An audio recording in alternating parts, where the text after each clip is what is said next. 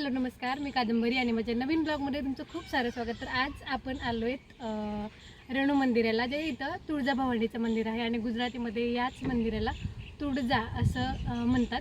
तर तुम्ही जे पाठीमागं मंदिर पाहू शकताय, तर हे मंदिर आहे. आता ते मी तुम्हाला पुढं दाखवतच राहील.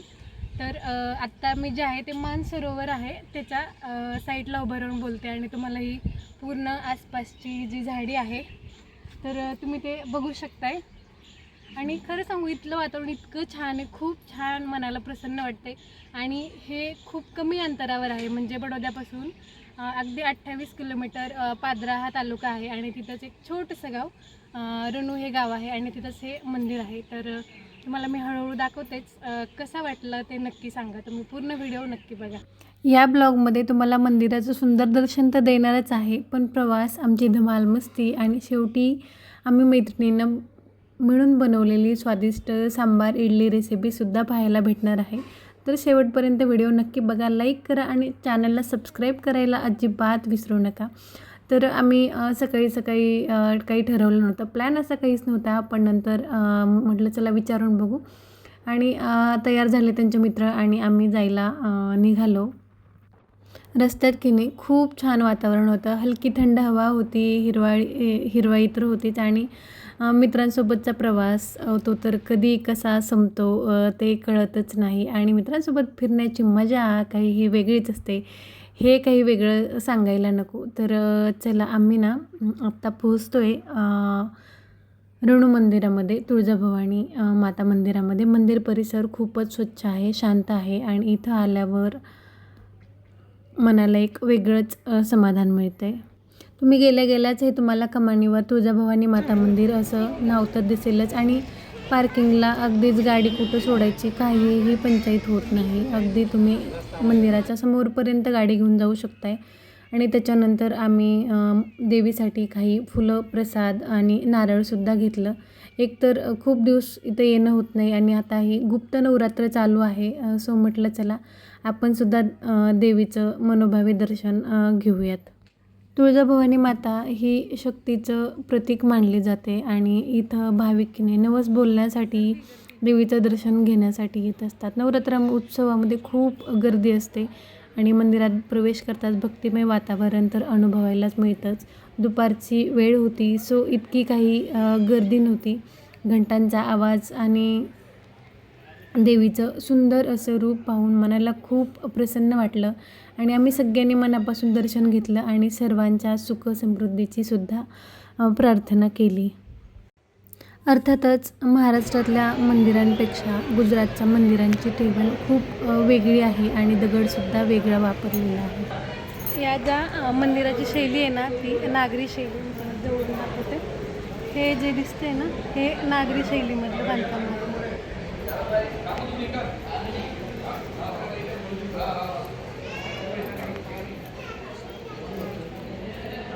तर पाठीमागून दाखवते थोडं.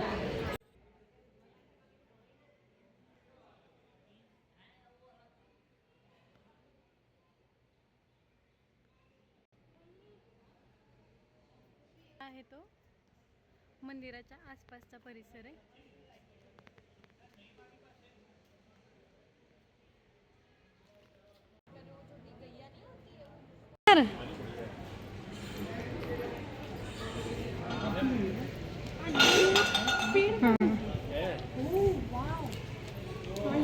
आणि इथं की नाही मी माशांसाठी जी कणिक मळून आणली होती खायला थोडं, तर त्यांना ते द्यावं म्हटलं आणि चिवपीला सुद्धा मासे बघायचे होते.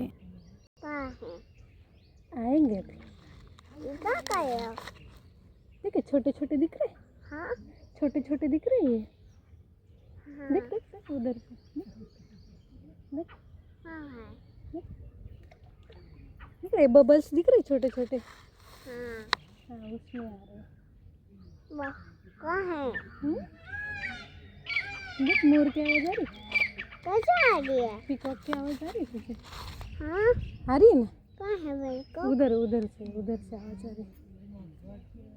हाँ ये क्या कर रहे हो? ये वो मछली को खाना दे रहे हैं.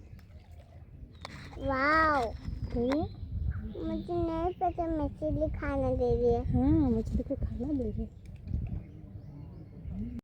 आणि ना ज्या मैत्रिणीसोबत आले त्यांचीच ओळख करून द्यायची राहिली नाटक। यहाँ पे जो मंदिर में आए हैं ना हम, तो मेरे 2 फ्रेंड्स भी मेरे साथ हैं। हेलो, कैसे हो सब?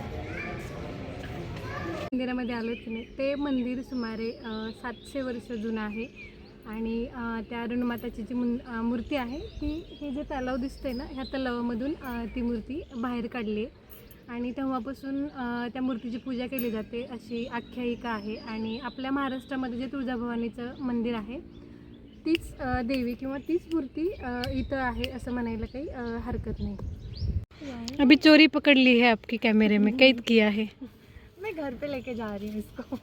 इथलं निसर्गाचं वातावरण अजूनसुद्धा जपून आहे, म्हणजे खूप सारी झाडे आणि खूप छान वातावरण आहे, मोर आहेत आणि ह्या तळ्यामध्ये मासेसुद्धा आहेत। आता तुम्हाला ह्या तळ्यातल्या माशांची आणि माझी गोष्ट सांगते।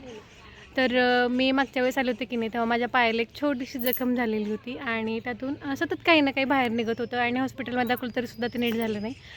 पण मी या तळ्यामध्ये आले, पाय धुण्याच्या निमित्तानं गेले आणि तिथं मासे आले आणि त्या माशांनी माझ्या पायाला इथं पकडलं आणि खाल्लं असेल मे बी, तर ती माझी जखम पूर्णपणे बंद झाली। आणि तेव्हापासून मी ज्या पण वेळेला इथं येते त्या वेळेला माशांसाठी खायला घेऊन येते। मंदिराच्या की नाही आसपासचा परिसर देखील खूप सुंदर आहे, इथं फोटो काढण्यासाठी खूप छान जागा आहेत। थोडा वेळ आम्ही मंदिर परिसरात फिरलो आणि खूप सुंदर आठवणी कॅमेऱ्यामध्ये कैदसुद्धा केल्यात। या मंदिराचा आतल्या बाजूनं व्ह्यू दाखवण्याचा मी तुम्हाला प्रयत्न करते। खरं तर ना मी इतिहासाची स्टुडंट असल्यामुळं मे बी मला जरा जास्त क्युरियोसिटी असते की कुठलं मंदिर कुठल्या शैलीमध्ये आहे आणि काय ते बघायचं। पण ह्याचा जीर्णोद्धार सतत चालू असतो, त्याच्यामुळं हे सतत चेंज होतच असतात। परंतु ना मी तिथं काही फलक लावलेले होते, त्याच्यावर असं लिहिलेलं आहे की जे बडोद्याचे मल्हारराव गायकवाड आहेत, तर त्यांनी या देवीसाठी एका नवसाला देवी पावली म्हणून हिरेजडित काही दागिने दिलेले आहेत आणि ते दागिने फक्त नवरात्रामध्येच वापरले जातात। तर नंतर लास्टला मी अंतिम दर्शन घेतलं देवीचं आणि परतीच्या वाटेला निघालो। खरं तर की नाही पाऊस येईल ह्या हिशोबाने आम्ही घरातून निघालो होतो, पण पाऊस काही आलाच नाही आणि उन्हाचा कडाका खूप वाढलेला होता आणि वेळ दुपारची टळूनसुद्धा गेलेली होती। सो आम्ही मैत्रिणीच्या घरी थांबलो आणि थकवा आला होता, तसं म्हटलं नको आता जेवणाच्या अगोदर चहाच आपण पिऊयात, म्हणजे जरा थोडंसं फ्रेश वाटेल। आणि सगळ्यांनी मिळून आम्ही चहा घेतला आणि त्याच्यानंतर ठरवलं की काहीतरी नाश्ता बनवूयात। मग मका चिकनचं बाहेरून आणलेलीच होती तिनं, सो त्याला उकडवून घेतला आणि त्याचीच भेळ करूयात असं ठरवलं। आता हे खूप गरम होतं, त्याच्यासाठी हा जुगाड मी केला आहे, काटेरी चमचा त्यात अडकवला आहे आणि चाकूनं ते कट करून घेत होते। तुम्हाला माझा जुगाड कसा वाटला ते नक्की सांगा। आता मी अशी भेळ ही पहिल्यांदा ट्राय केली, तुम्हीसुद्धा करू शकताय। तर ही UPवाल्यांची रेसिपी आहे। तर काकडी टाकली, कांदा टाकला, टोमॅटो टाकलं आणि थोडंसं लिंबू पिळलं, त्याच्यानंतर टाकलं थोडंसं मीठ आणि त्याच्यानंतर मग टाकला आहे चाट मसाला आणि मग सगळ्यांना गरमागरम आम्ही सर्व केलं। तर खूप छान टेस्ट लागली, तुम्हीसुद्धा हे नक्की ट्राय करा।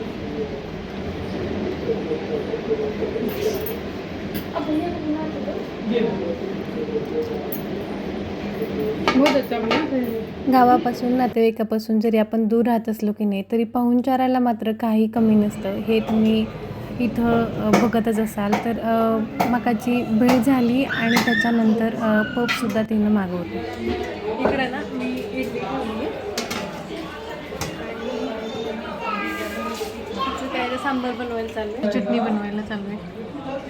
भले ते आधी तुमच्या नवऱ्यांचे मित्र असतील आणि त्यांच्या बायका तुमच्या नंतर मैत्रिणी झालेल्या असतील, तरीसुद्धा बॉन्डिंग जर तुमचं छान असेल की नाही, तर अगदी एका घरातल्यासारखंच सगळं, जसं की ते आपलंच किचन आहे या हिशोबाने आम्ही सगळे एकत्र मिळून करत होतो। तर चला मी आता तुम्हाला दाखवते MPवाल्यांची सांबारची रेसिपी।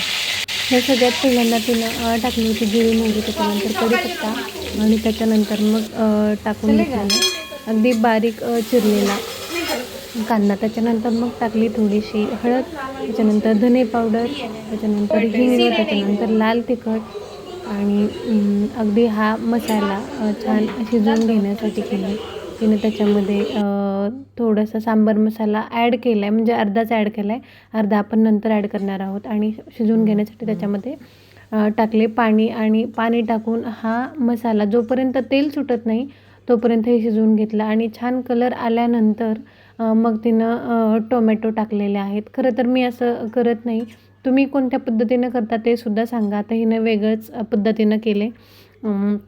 त्याच्यानंतर टाकलं मीठ आणि त्याच्यानंतर मग आमचूर पावडर वगैरे काही नव्हतं, सो गूळच टाकलेला आहे आणि आमचूर पावडरच्या ऐवजी लिंबाचा वापर करणार आहेत. आणि तुम्ही गूळ टाकल्यानंतर पाहू शकताय की त्याचा कलर किती छान आलेला आहे. आता ह्याच्यामध्ये सगळ्या डाळी, त्याच्यानंतर शेवग्याची शेंग, जे पण काही असेल ते सगळं शिजवून घेतलेलं होतं, भोपळा वगैरे, आणि ते सगळं मिक्सचर ह्याच्यामध्ये कुकरमध्ये अगोदर 2-3 शिट्ट्या लावून शिजवून घेतलेलं होतं आणि ते मिक्सचर जे होतं ते ह्याच्यामध्ये टाकून घेतलेले आणि अशा प्रकारे सांबार तयार झालेला आहे.